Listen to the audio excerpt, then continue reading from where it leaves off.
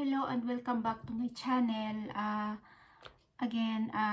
Ang channel na ito po ay tumatalakay po tungkol sa narcissistic personality disorder, narcissism at narcissistic abuse. Disclaimer po, hindi po ako psychologist at lalong hindi po ako therapist.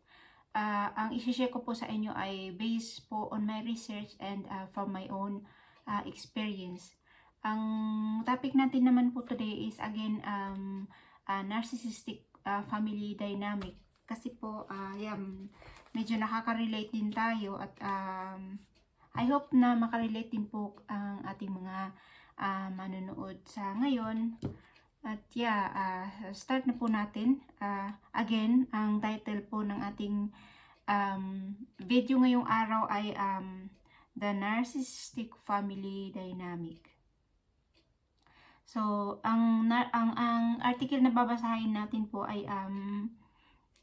yung may title siya na The Narcissistic Family Explained. So, the reasons for family dysfunction vary significantly. A lot of time, the parents is an alcoholic or is drug addicted. These dysfunctions are easy to spot.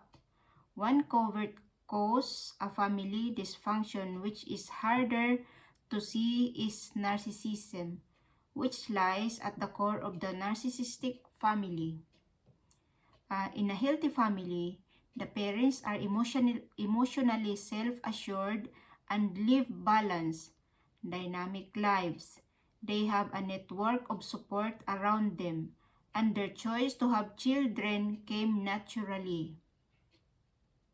Consequently, they are equipped to nurture their children and to support their children's growth until children are ready to differentiate and gain their autonomy. Healthy parents are empathic enough that their children feel secure in their attachment, and they have enough healthy shame that children grow up with high self-esteem. Healthy parents rely on honest communication to establish order in the house, not an authoritarian role. So, in a narcissistic family, on the other hand, the parents have being lost touch with their true self and living through a narcissistic false self. For the narcissistic parents, the family represents two things: a status symbol and entity which they have at their disposal. So, yun ang yun yung view ng narcissistic na parents. What should be nurturing and loving structure intended to raise healthy children instead becomes a well of narcissistic supply. In such a family, the needs of the narcissist outweigh those of everyone else. So, laging una yung needs po nila. Bago yung anak, bago yung asawa, bago yung pamilya. Talagang they are self-absorbed. Na yun lang po ang mahalaga sa kanila kung ano yung needs nila. Nasaan na tayo?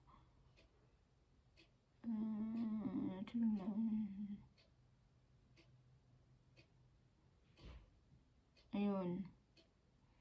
The narcissist unquenchable thirst for control and narcissistic supply lies neatly under the guise of a loving family. So, yon, pretend. The narcissist will relish their position of power. For this structure to function, the following guideline must be adhered to. Number 1, the narcissistic needs of the narcissistic come first and foremost. So, yung needs niya, yun ang laging una. The needs of the children or spouse must never limit the narcissist or threaten the image or reputation for the family. rather than plan how to best nurture and raise their children into independent adults. The narcissist will ponder what role each person can play in bolstering their own grandiose image. This results in the creation of hierarchy and a shuffling suppressing of needs that ensures the family gains a dysfunctional balance which satisfies the narcissist. Anything that threatens that balance or threatens that narcissist must be crushed without exception. Wow. So, again, kapag involved ka sa ganitong tao, yung yung perception mo o yung idea mo o yung suggestion mo is not allowed. So, in short, you are not allowed to be you. You're not allowed to have your own opinion. Like always. So, yun. The narcissistic family image. Each person's role will depend on two things. What kind of grandiose image the narcissist is attempting to maintain, and what the family member can offer. This image of rather doctrine of narcissistic family is usually disguised beneath the following. Image of a happy family. Fundamentally, the happy family is an image the narcissist needs to boost their reputation in public. You see? Pati family nila, they use as a tools for their own image. Which means the children must be perfectly well behaved at all times. Because the narcissist is not in touch with their emotions, they make no attempt to fulfill the emotional needs of the children, but will still expect this image to be upheld. Resentment and dissatisfaction are not tolerated. Yun, wala ka talagang karapatang mag-complain, like they are so self-absorbed. And yet, image of success. The narcissist values success, so the children will be expected to succeed in everything they do. Grabe. In a covert narcissistic family, this expectation exists even though the parents make no attempt to teach their children and lead the way. The children are left to fulfill the expectation of a parent who is only obsessed with their own false image. In the overt narcissistic family, the narcissistic parent will lead the way and expect the children to keep up and exceed their expectation. Anything less than 100% is a failure. Wow, it must be perfect. Anything less than 100% is failure. Anything less. So it must be 100% and above. Whether you receive acceptance and approval depends strictly on your ability to serve the narcissistic ideology of the family. You will be measured on the following. What role you can play. If you can play a role that serves the ideology of the family, then you will be valued and consequently receive acceptance and approval. For example, a family may value firstborn boys. So being born a boy and first will instantly win you points. A family may value education as pathway to success. So receiving high grades become a source of acceptance and approval. You see, material lang talaga. Simply being the well-behaved child and not causing any inconvenience for the narcissist can also win points, where if the child is being quiet and not causing trouble, they are labeled a good boy or a good girl. The youngest child can win points just for being the youngest. How well you sell the image. If you represent your family enthusiastically in public, you will be given points. By appearing happy in front of others, it reinforces the family's reputation and helps conceal the narcissist's real agenda as well as the family misery. Ooh, wow. Any member who is unable or refuses to reinforce the narcissistic ideology of the family will be punished through being ignored verbally or physically. Attacked and ridiculed. Grabe, no? Being valued for some things but discarded and attacked for other things creates a lot of anxiety and tension for the child, who only wants the love and acceptance of their parents, but has no clear idea of what it takes. They are completely unaware of the narcissistic agenda of the parents. My God, I feel like I'm reading my story. But this is not about the family. Kasi they all behave the same. Parang yung experience ko is that was a friendship, but the dynamic is almost the same. Like you don't know what to do. Kasi lahat kinikriticize, okay lang sila kapag agree ka lang ng agree, but the moment you have your own idea, you have your own opinion, that's time they attack you, like verbally, like di mo alam kung ano yung kasalanan mo, di mo alam kung anong ginawa mo, kasi nga they have their own agenda. So yun, saan na tayo? They are completely unaware of the narcissistic agenda of parent, or that they are a pawn in a game. Yeah. For the child, everything is a matter of heart. For the narcissist, everything is a matter of their narcissistic image. Roles of a narcissistic family. This narcissistic drama is like a stage show, and each person plays their part. Typical roles of a narcissistic family are follows. Enabler. Hindi ko talaga mabigkas-bigkas ito. Enabler. This is usually the spouse or one of the daughters. The enabler tends the basic needs of the narcissist and helps put on a happy front. The enabler also makes excuse for the narcissist. Ultimately, the enabler wants the narcissist's approval and acceptance, which they only have a chance of getting if they play nice. Oh my God. I did this also, like unknowingly that I'm dealing with a narcissist.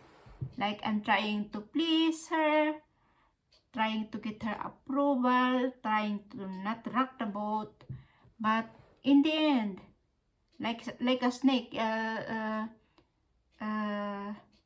pa rin, tinuklaw niya pa rin ako in the end. That's when I realized na you cannot do anything kahit na ipakain mo yung ilagay mo sa palad mo yung pagkain at isubo mo, hindi talaga sila makontento, like lalamunin pati yung braso mo, at hindi lang yun, lalamunin ka talaga ng buo. That's how I learned with this experience, from this experience. Excuse me. So yun, nasa na tayo?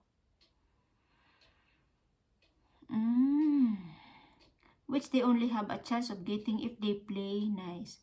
When the enabler is not actively helping the narcissist, they are expected to orbit and remain by their side. This helps the narcissist maintain a feeling of grandiosity and control.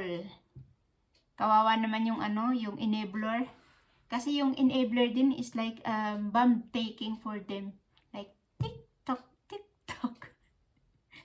Kasi darating ang time na tutuklawin din yan sila ng tutuklawin din na, ang mga enabler or yung enabler, tutuklawin din yan ng narcissist pagdating ng panahon.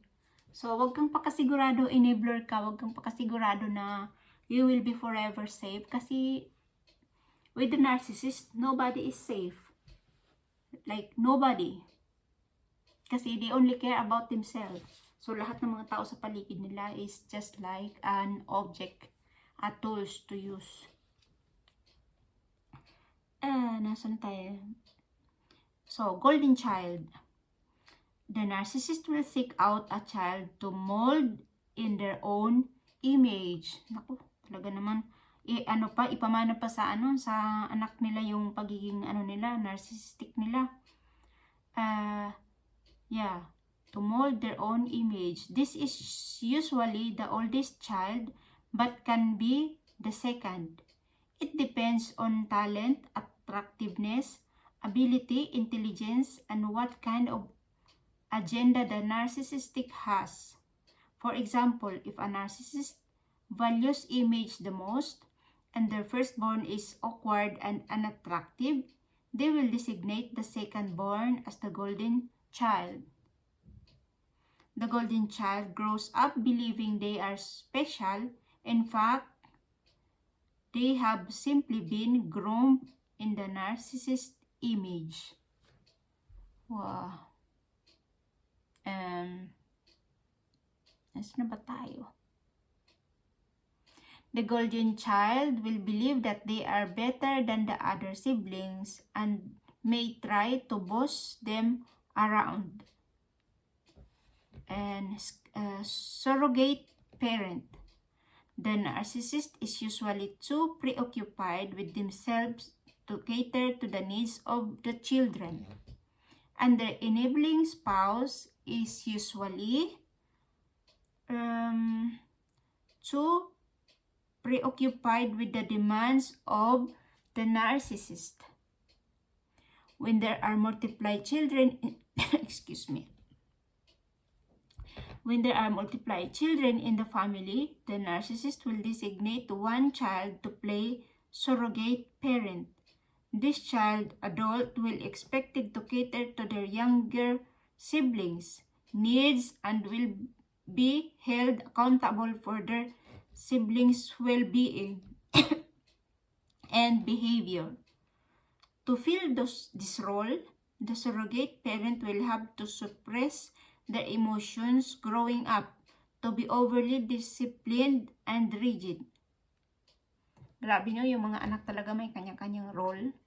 So, ano ba yung natin? Golden child, surrogate parent, and now is a scapegoat. The narcissist will need somebody to dump their frustration and disown rage on.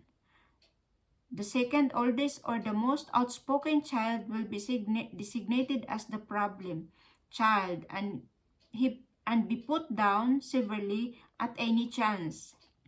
Other children in the family may follow narcissist lead and unwittingly dump their rage and shame on the scapegoat. Grabe, kawawa yung scapegoat. Lost child. Any children who have not been designated the role of golden child, surrogate parent, or scapegoat will be neglected and encouraged not to rock the boat. They grow up with a sense of not knowing who they are, how they fit in the world, as well as burning feeling of shame and inferiority. Grabe. Mascot.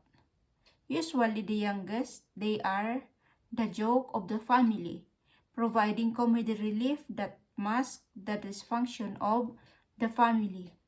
The roles can shift and vary. For example, if the oldest moves out or plays up, then the second oldest may promote the golden child. Also, a child may play multiple roles. The golden child can play surrogate parent, and the lost child can play mascot. An only child is especially prone to multiply roles since they have no siblings. They will more often than not be designed the golden child, but also play scapegoat when the narcissist needs it and be expected to play the mascot to distract the parents and to provide comedy relief. It's quite crazy making for the child. Consequences of a narcissistic family. By designating roles for each person, the family becomes a cutthroat scramble for survival. Each child is left fighting for scraps of attention and approval from the narcissistic parent. This creates the belief in each child that love is competition and getting it depends on playing your role. The reality, love is a source of acceptance, nourishment, and sharing is completely lost on the children in the narcissistic family. They are living in a dictatorship, cleverly disguised as a happy family. The damage done by being in a narcissistic family is enormous. Anxiety and depression.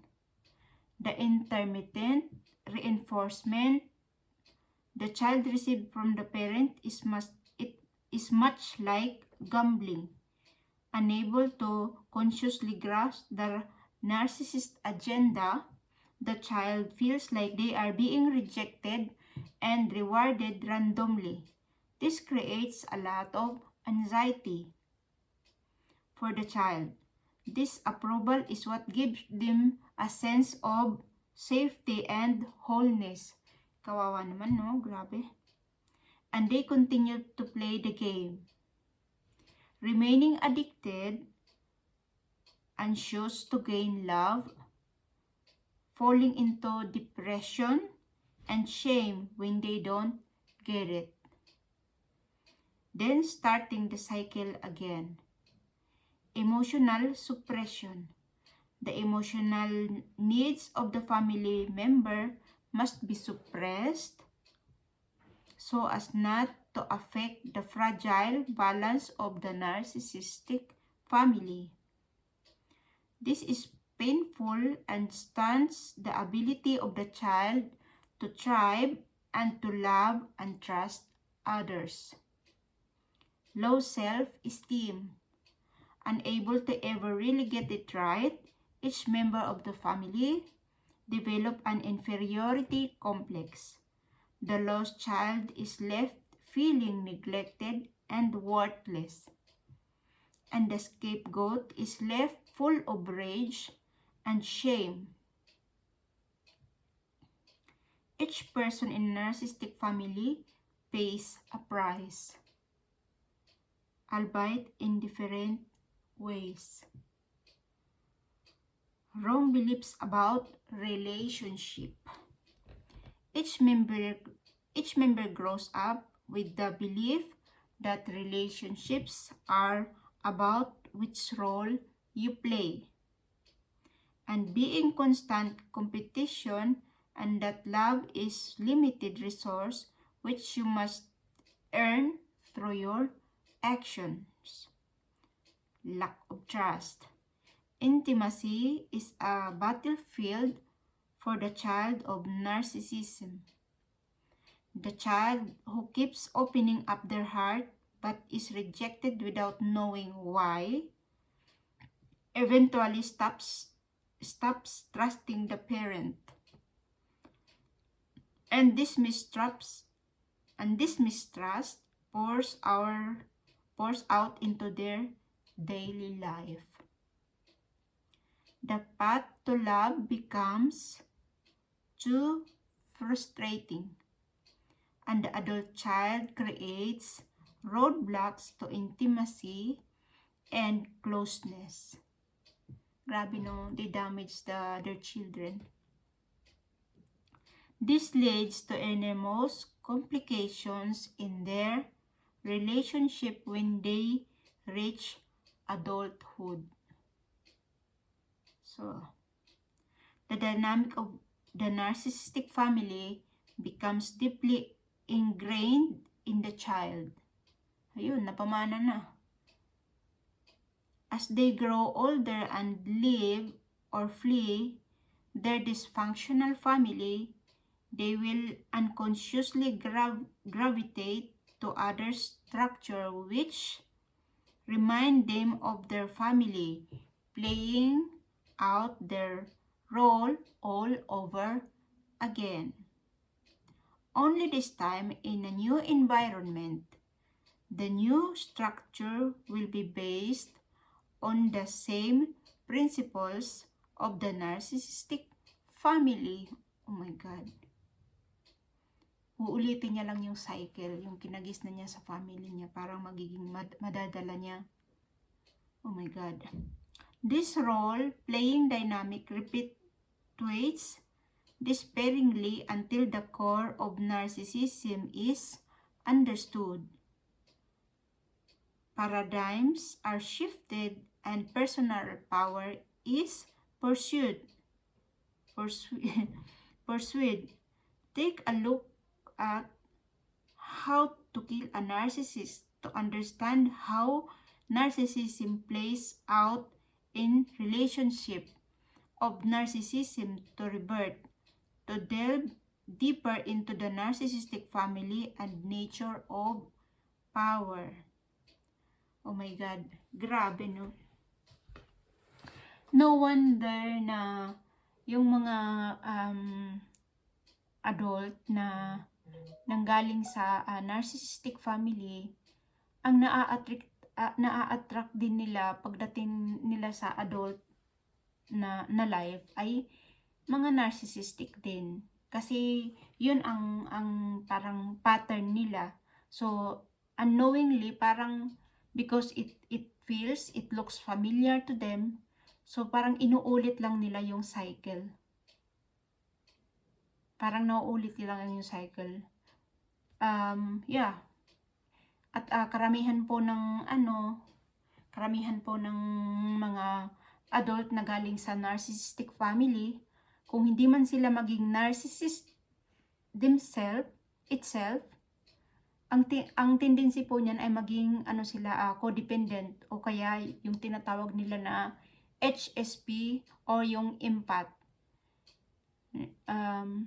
I think na ipaliwanag ko na po ito dun sa mga nakaraang video, but again, uulitin po natin, yung empath po is like high sensitive people. They consider parang mako-consider mo sila na empath kasi dahil nga sa environment nila nung bata sila, madalas ingat sila na parang they walk on eggshell. Ingat sila na wag makagawa ng ingay, wag magkamali, o wag makabasag, yung mga ganun, para nga hindi sila mapagbalingan nung narcissist. Kasi nga yun, so yun, lumaki sila na sobrang sensitive nila, parang ini-scan nila palagi yung paligid. So yung mga personality na po yun ang nagiging na-attract nila is mga narcissistic din na tao sa buhay nila. Like yung friends na na-attract nila is narcissistic, yung mga karelasyon, o kaya napunta sila sa isang organization na din puno din ng mga narcissist. So yun, kasi pagka feeling mo yung narcissistic po, dumarating po yan sa buhay natin to give us a lesson din.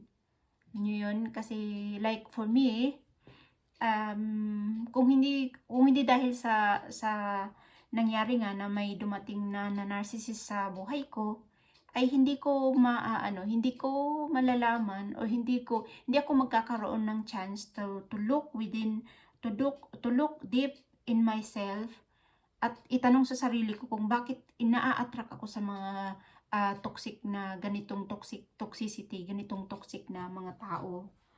So, noon nalaman ko na yung sarili ko mismo ay mayroon ding toxic behavior, which is like for example like walang low or kaya almost low boundary. Kasi dapat po lahat balance dapat lahat balance. Tapos yung high level of empathy ko, alam mo yon, na kapag mayroon akong nakikitang or in pain na tao, like alam mo yun, yung parang kung pwede pa lang na ibuhos ko yung ano ko para to make this person feel good. Alam mo yun?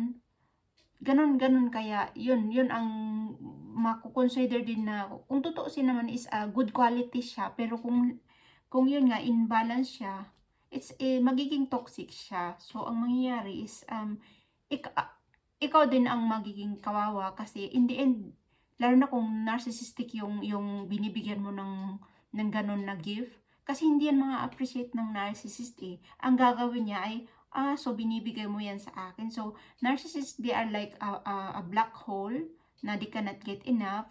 So ang mangyayari is isasak ka ng isasak, kukunin ng kukunin sa'yo kasi mapagbigay ka. Hindi yan magsasabi na okay, enough na, sa'yo naman intindihin mo naman yung sarili mo. No, hindi ganun. Ikaw, kailangan mong alam sa sarili mo na you're giving too much and almost nothing left for you. So yun, kailangan balance lang. Salamat po at yun po. Thank you po sa mga makakapanood ng video na ito.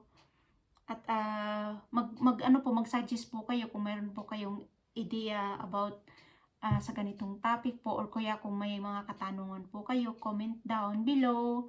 At sa mga bago po, please subscribe on my channel at share po natin ang awareness na ito, kasi para po ito sa ating din sa ating family, sa ating mga anak natin po.